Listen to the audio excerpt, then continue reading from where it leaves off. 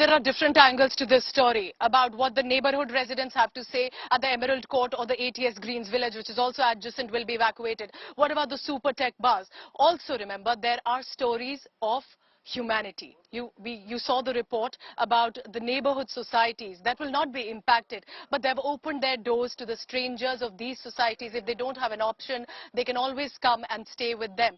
But it's not just about fellow human beings. Even animal rights activists have stepped up. Knowing perhaps the possible damage or the fear of this explosion, they have ensured that the animals in the vicinity, even street dogs, will be taken care of. That's what perhaps community living at its best is being shown by the residents across Noida. Take a look now about how even animals have their rescuers. Any idea how many dogs or cats are still inside? You know, any idea of how many animals are still there? Sir, earlier there was around 7 to 8 dogs and 5 to 6 cat inside. But as per as Noida authority, I spoken to the Noida authority persons who looking after this place. He said that we already rescued 4 or 5 dogs, but the last 2 dogs are there.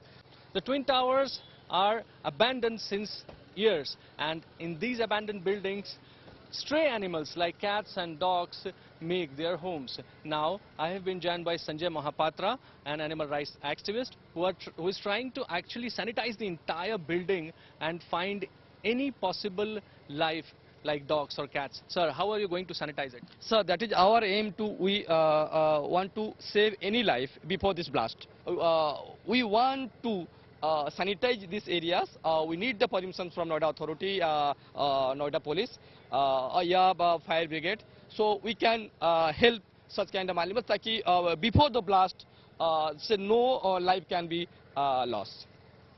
With camera person Praman, from Ground Zero in Noida, this is Abhishek Anand reporting for India Today. So we're also bringing you the positive angles of how people are coming together, especially for the ones who may not have an option for evacuation.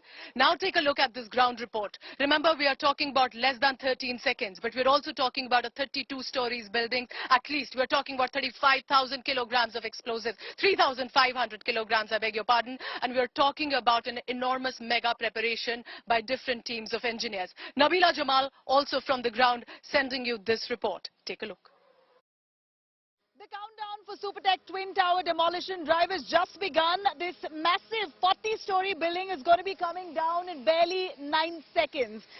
The engineers, as well as the company that's carrying out the demolition drive, have cautioned that the impact could lead to some buildings having shattered glasses. That's the caution that they've already sent out. So residents very well prepared with the pressure with which this building is going to be falling down. Just like water, it will be melting away to the ground, will lead to some kind of impact on the residences aligned with the Supertech Twin Towers. Some of those glasses might shatter, but not to worry. Edifice, the company, says full compensation will be provided. At this point, these Twin Towers stand right in the middle of Sector 93A of Noida, very close to several residents, in fact, several local buildings that are aligned with the Twin Towers, Supertech Twin Towers, are very, very close, barely 9 meters, which is what the Supreme Court has deemed as illegal. It's now going to be brought down in no time.